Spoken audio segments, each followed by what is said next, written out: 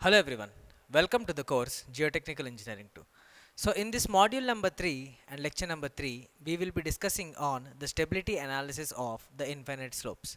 So in the previous lecture, in the stability analysis of infinite slopes, we have considered the cohesionless soil. So in this lecture, we will try to derive the stability in terms of factor of safety in case of the cohesive soils. Okay. So we will be discussing on the cohesive soils. So this is similar to the case of the cohesionless soils. The only entity that is changing here is in case of shear strength, we will be considering the shear strength as C plus sigma tan phi or C dash plus sigma tan phi dash. Okay, so that is the only entity that is changing. So let us now derive the expression for factor of safety. Now, so coming to the similar aspect, let us consider a wedge. Let us assume that this is a particular slope plane which is inclined at an angle I. So just like the previous case, let us try to consider in a similar way, and let us consider a wedge A, B, C and D. Okay, so let B be the width of this particular wedge. Okay, and let the height be H of the particular wedge considered here. Now, so let at this particular point, let W be the weight of this particular wedge. Let W be the weight of this particular wedge, and if I have to consider the horizontal distance of this particular wedge, so this will be B along the sloping side, and it is inclined at an angle I. So if you resolve this, this will be B cos I. This will be B cos I. So now let us try to understand in a similar way that the volume of this particular wedge per unit length. Okay, the volume of wedge AB CD, that is per unit length. Okay, so it can be given by B cos I into H into, since it is unit length, simply I can write down this as H into B cos I. Okay, now similarly, if I want the weight of this particular wedge per unit length, so it is represented by W now. The weight is represented. Let us represent this as capital V. So the weight of this particular wedge, so we know that the unit weight is nothing but weight by volume. So from this we can write down weight of this particular wedge as unit weight. Let us represent gamma as the unit weight into the volume. Volume is nothing but H into B into cos I. So this is how we have obtained the weight of this particular wedge what we are considered here. Let us analyze the case for three different instances, that is when the soil is in dry state, when the soil is in submerged state, when the soil is having steady seepage. So we will discuss in a similar way when this particular soil is cohesive soil and when the soil is in dry state condition, as well as the submerged state condition, as well as the seepage or the steady seepage condition. So before going into that, as we know that we need to analyze this particular wedge by resolving into components. Okay, so what we need to do now, we need to resolve them into components. So by resolving them into components here, so let us say along the plane perpendicular to this inclined plane, okay, let me just draw a normal here. Okay, so if I have to resolve this particular force now along this particular direction, so let n be the normal. Okay, let n be the normal. If I have to resolve this force V along a perpendicular direction to this, so let n be that one, and let the other force, tangential force, be T. Okay, so now we can resolve these weight components into n as well as T. Since this angle is I, so this angle will also be I. Okay, so from this I am clear and sure that the horizontal component n when resolved, okay. So weight when resolved here, n can be simplified and stated as W cos I. So let me just write down here, n can be simplified and written as W cos I. And similarly, the tangential component, if you want to resolve the weight, the tangential component T will be W sin I. So this is what the basics that we have learnt.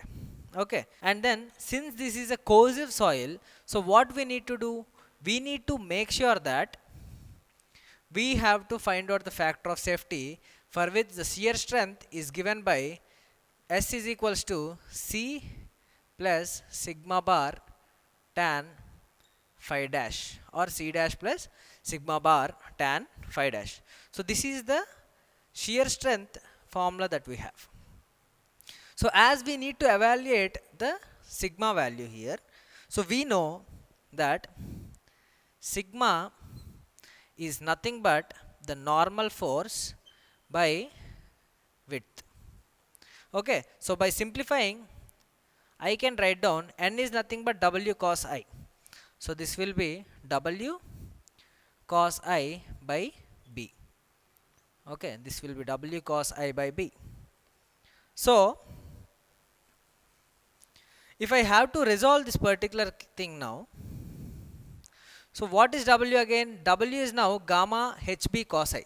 So simplifying, it can be directly written as gamma B into H cos square I by B. So finally I can write down that this will be sigma is equals to gamma H into cos square I. So that is how we can represent this. So similarly, if you look at the other aspect, that is tau. So what is tau? Tau is equals to tangential force by width B. So we know that the tangential force is W sin I. So simplifying, W sin I by B. So substituting W as gamma HB cos I. So this will be gamma HB cos I sin I by B. So I can simply write down that my tau is equals to gamma H into cos I into sin I. So that is what I can state clearly. Okay, so now let us look at the different aspects of the seepage. Let us say the soil is in dry condition, or let us say it is in seepage condition, or let us say it is in submerged condition. We will look at this more in detail now. So for the same case, now let us consider the initial case that the soil is a dry soil. The soil is a dry soil. Okay, so in this case, as we know, the factor of safety is represented by shear strength to mobilized shear strength. So simply, if I substitute these values here, I can obtain this factor of safety. So as I know, S is equals to C dash plus sigma dash tan phi dash. So this will be C dash plus, okay, sigma dash. So what is sigma dash? Since the soil is dry here, there will be no effect of pore water pressure. So that is why I can simply take this term here. So that is why this can be gamma H into cos square I into, since there is tan phi, you can write down tan phi dash. If you look at the tau term, it is gamma H into cos I into sin I. So simply it is gamma H into cos I into sin I. So that is the factor of safety in case of dry condition. Okay, simply you can represent this as gamma D, or simply gamma. Okay, so what we can observe from here is that if you look at this particular equation, unlike the previous equation, the additional term here is C dash. Okay, so because of that, this gamma H and gamma H are not getting cancelled in this particular equation. So what can we state now? That means the factor of safety, unlike the previous case in case of cohesionless soil, in case of cohesionless soil, the factor of safety is depending only on I and phi. Okay, but in this case of corrosive soil, it is depending on C dash as well as gamma and h. That means the unit weight as well as the height of the failure or the wedge is also playing a predominant role in determining the factor of safety in case of a cohesive soil. So that is what we need to understand here. Okay. So now let us look at the other aspect, that is submerged case.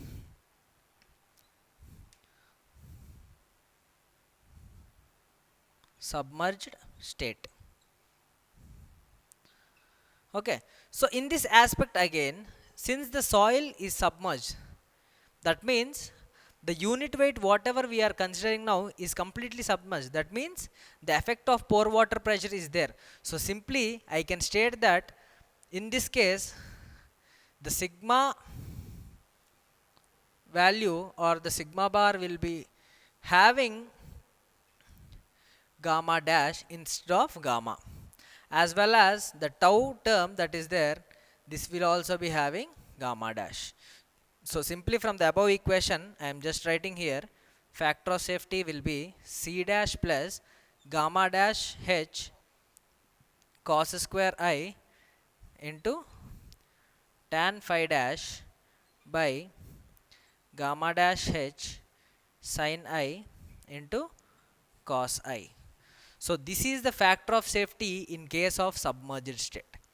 Okay, so that is the difference. So here also we can state that whether if it is in dry state or submerged state, when there is no seepage, obviously we can state that it is depending on C value, gamma value, whether it is gamma d, gamma or gamma dash, as well as the height or depth of the wedge, and I as well as phi dash.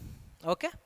Now, so let us look at the other case now, that is case 3, when there is some steady seepage. When there is some steady seepage.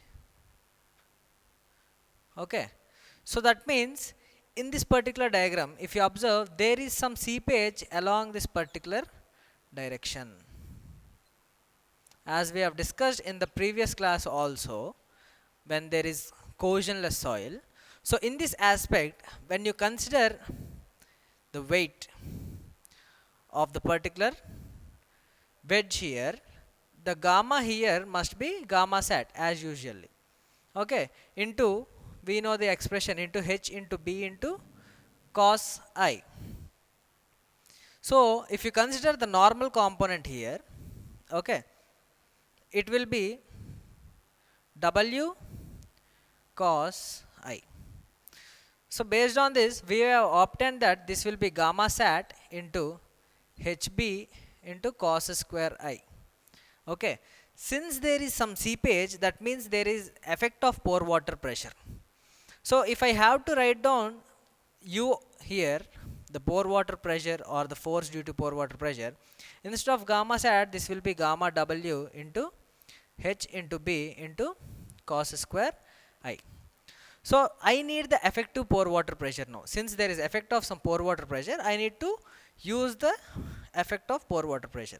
So here if I represent n bar is the effective force, so this will be n minus u, and simply I can state that this is gamma sat minus gamma w. Since hb into cos square I is constant term, it is common in both these terms, so I can simply write down gamma sat minus gamma w into hb cos square I.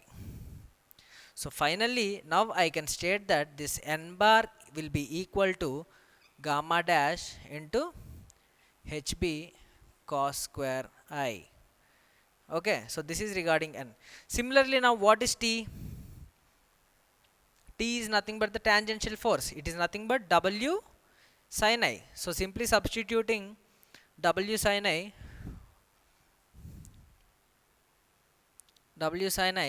So what is W now? It is gamma sat into HB cos I. So this will be gamma sat into H into B sin I into cos I. So now we have got two entities here, one in terms of n bar, that is representing for the effective stress, and the other one is the tangential component. So we need the forces here. If you look at the shear stress equation, it is nothing but C dash plus sigma dash or sigma bar tan phi dash. So I have to evaluate sigma bar. So sigma bar is nothing but n bar by b. So simply divide this equation by b. I can directly write down this is gamma dash into h into b will get cancelled. This will be cos square I. And similarly, I need the other entity tau. Tau means t by b. So this will be gamma sat into h into cos I into sin I. Clear? So in that way we will write these two equations. So now let us try to obtain the factor of safety using these expressions. So as we know, the factor of safety is nothing but shear strength to mobilized shear strength. So simply substituting this in the equation, we know S is equals to C dash plus sigma bar. Sigma bar is gamma dash H cos square I by, again, gamma sat, tau is gamma sat into H cos I into sin I. So that is how we get the factor of safety in case of cohesive soil having steady seepage. Okay. So here we need to understand one more term that is known as the critical height of failure. So we need to determine, say, let us say we have to find out this H value for a particular limit. I need to find out this H value so that the critical failure will occur. So I need to determine this. So how do I determine this? That means just exactly at the failure. That means when factor of safety is considered exactly 1, when the numerator is denominator is equal, that means the shear stress and the mobilized shear strength that is offering resistance both are same. That means it is just resisting that thing. So that we have to determine. So if I want the critical height here, I need to consider this equation as 1. Okay. So by considering, so to obtain, to find critical height of failure, okay, let us say I represent critical height as HC, factor of safety must be equal to 1. Okay. So let us say I have equated this to 1, then obviously the numerator and denominator will be equal. So simply substituting C dash plus gamma dash H cos square I will be equal to gamma sat into H into cos I sin I. Okay. So now let us take the H values, or let us say it is HC since it is critical. So let us obtain HC now. So from this, HC can be simply written as, if you take this term this side, it will be C dash divided by, or simply I can write down this as gamma sat into cos I sin I minus, okay, cos I sin I minus this term. This will be gamma dash into cos square I. Here I have forgot one more term, into tan phi dash. Okay. So this will be here cos square I tan phi dash. Okay. Upon further simplification, let us take gamma sat outside as well as cos square I outside. Okay. This term, let us take it outside as well as this cos square outside. So if I simplify, I can write my final equation for HC as C dash by, okay, as I stated, let us take gamma sat outside as well as cos square outside. So if I take cos square outside, this will be cos I sin I by cos square. So simply I can write this as tan I, and this will be gamma dash minus gamma dash by gamma sat. Okay. And this cos square is taken out, so that is why I can simply write down this as tan phi dash, so whole multiplied by cos square I. So this is the simplified formula for determining the critical height. Okay, critical height for any failure. Clear? So now let us try to understand the wedge failure. let us try to understand the wedge failure. So in general, a wedge failure generally occurs when there are stratified layers. That means whenever any slope is having stratified layers, then this wedge failure may occur. This is what we have understood from our previous lectures. However, this failure occurs when there is a specified plane which is very weak in a particular soil mass. Okay, so that means when it occurs when the soil deposit has specified failure plane or weak plane. Okay, so this is one point. So other than that, as I've stated, it may occur when the layers are stratified. Occurs in case of stratified layers. So what do we mean by this wedge failure? So let us try to understand this more in detail now. So let us consider this is a sloping surface in this manner. Okay, so let this be inclined at an angle I with the horizontal. So imagine there is a wedge sort of failure in this manner. Let this be at a certain angle and let this be at an angle alpha to the horizontal. Now, so this is my soil mass. So let W be the self weight of this particular soil. Since this is some sort of cohesive soil, say, so obviously when this is wedge is trying to come down, so there is some resistance offered by this bottom soil that is present. Okay, so let us say C is the cohesion along this particular direction which is resisting. Okay, so if I have to resolve these components, so what I have to do? Simply along the perpendicular direction, if I take, this is the normal force N, and along this particular direction this is T. Okay, so from this we generally have obtained N is equals to W cos, what is the angle here? Since the failure plane is making at an angle alpha, so obviously this one will be also be alpha, not I. So that is why here we have to take W cos alpha. And similarly, T can be written as W sin alpha. Okay, so unlike the previous case, here since the failure plane is making at an angle alpha, so we have to consider this as alpha. So N is W cos alpha, T is W sin alpha. So now we know that S is equals to C plus sigma bar tan phi dash. Okay, C dash plus sigma dash tan phi dash.